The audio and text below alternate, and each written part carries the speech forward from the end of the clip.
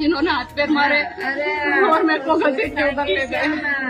ये वाली ખૂની પત્નીનો ખુલ્યો ખેલ, લૂંટની બનાવટી કહાની પાછળ પ્રેમી સાથે મળીને પતિનું ખૂન। ધારમાં બનેલી ભયાનક ઘટના, લૂંટારુઓની બનાવટી કહાની પાછળ ખૂની પત્ની।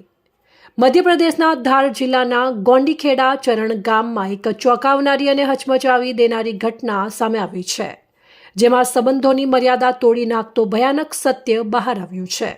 સોમવાર અને મંગળવારની વચ્ચેની રાત્રે બનેલી આ ઘટનામાં શરૂઆતમાં લૂંટ અને બંધક બનાવવાની વાત કહી પોલીસને ગેરમાર્ગે દોરવાનો પ્રયાસ કરવામાં આવ્યો હતો। પોલીસને આંસુઓ સાથે પોતાની લાચારીની કહાની સંભળાવનાર પત્ની પ્રિયંકા પર પ્રથમ નજરે શંકા નહોતી, પરંતુ માત્ર 6 કલાકની સઘન તપાસમાં આખું સત્ય સામે આવી ગયું। પોલીસ તપાસમાં ખુલ્યું કે પ્રિયંકાએ પોતાના પ્રેમી કમલેશ સાથે મળીને પોતાના પતિની નિર્દયી હત્યા કરી હતી। ગુનાને ઢાંકવા માટે પ્રિયંકાએ લૂંટની ખોટી વાર્તા ઘડી અને પોતે બંધક બનવાનો નાટક કર્યો, પરંતુ પોલીસની ઝડપી અને ચુસ્ત તપાસ સામે આ કાવતરું વધુ સમય ટકી શક્યું નહીં।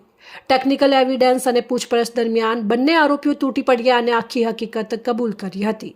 આ ઘટના ઇન્દોરના કુખ્યાત રાજા રઘુવંશી હત્યા કેસની યાદ અપાવે છે, જેમાં પણ પત્નીએ પોતાના પ્રેમી સાથે મળીને પતિને મોતને ઘાટ ઉતાર્યો હતો।